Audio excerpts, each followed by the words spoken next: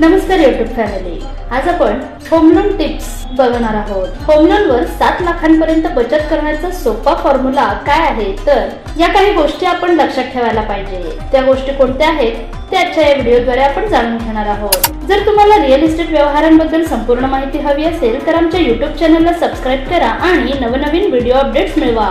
Subscribe करा आणि तुमच्या रिअल इस्टेट नॉलेज मध्ये भर घाला। गृहकर्ज घेताना त्यासोबत मिळणाऱ्या कर सवलतीचा योग्य फायदा घेणे गरजेचे आहे। घर खरेदी ही केवळ मालमत्ता मिळवण्याची प्रक्रिया नसून ती आर्थिक स्थिरता आणि संपत्ती निर्मितीचा महत्त्वाचा भाग असतो। गृहकर्ज घेतल्यावर अनेक वर्षे त्याची परतफेड करावी लागते, त्यामुळे कर्ज घेण्यापूर्वी काही महत्त्वाच्या गोष्टी समजून घेणे आवश्यक आहे। तसेच कर सवलतीचा लाभ घेतल्यास आर्थिक भार कमी होऊ शकतो।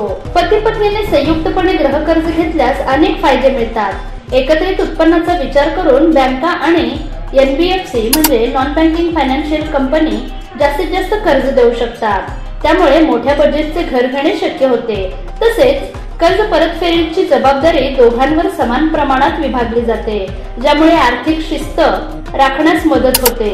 महिला कर्जदारांना विशेष सवलती असतात। काही बँका महिला कर्जदारांना व्याज दरात 0.5 ते 0.10% इतकी सूट देतात। याशिवाय काही राज्यांमध्ये घराच्या मालकी हक्कात महिलांचे नाव असल्यास स्टॅम्प ड्युटी मध्ये सूट मिळते, त्यामुळे गृहकर्ज घेताना या गोष्टींचा विचार करून निर्णय घेणे फायदेशीर ठरते।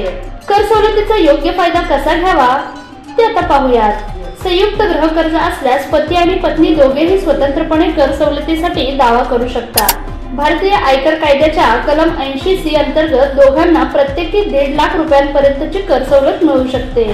तसेच कलम 24 अंतर्गत जर कर्ज घेतलेल्या घरात वास्तव्यास राहत असल्यास तर 2 लाखापर्यंतची व्याजदर कर सवलत मिळते। जर घर भाड्याने दिले असेल तर इन्कम फ्रॉम प्रॉपर्टी या अंतर्गत 2 लाखांपर्यंत कर वाचवता येतो। या सर्व बाबींचा विचार करता संयुक्त गृहकर्जाच्या माध्यमातून 7 लाख रुपयांपर्यंत कर सवलत मिळवता येऊ शकते। गृहकर्ज घेण्यापूर्वी काय करावे, तर गृहकर्ज घेण्यापूर्वी आर्थिक नियोजन करणे अत्यंत आवश्यक आहे। कर्जाची परतफेड करण्याची तुमची क्षमता तपासा आणि भविष्यातील आर्थिक गरजांचा विचार करून निर्णय घ्या। योग्य कर्जदाते निवडताना व्याजदर, परतफेडीची मुदत तसेच लपविलेले शुल्क यांचा सखोल अभ्यास करा। संयुक्त कर्ज घेण्याचा विचार असल्यास कर्ज परतफेडीच्या जबाबदाऱ्या स्पष्ट ठेवा आणि आवश्यक कागदपत्रे व्यवस्थित ठेवा। अशा प्रकारे गृहकर्ज घेणे हा मोठा आर्थिक निर्णय आहे आणि त्याचा योग्य लाभ घेण्यासाठी योजना आखणे आवश्यक आहे। संयुक्त गृहकर्ज घेतल्यास जास्तीत जास्त कर सवलत मिळू शकते, तसेच मोठ्या घराची खरेदीही शक्य होते।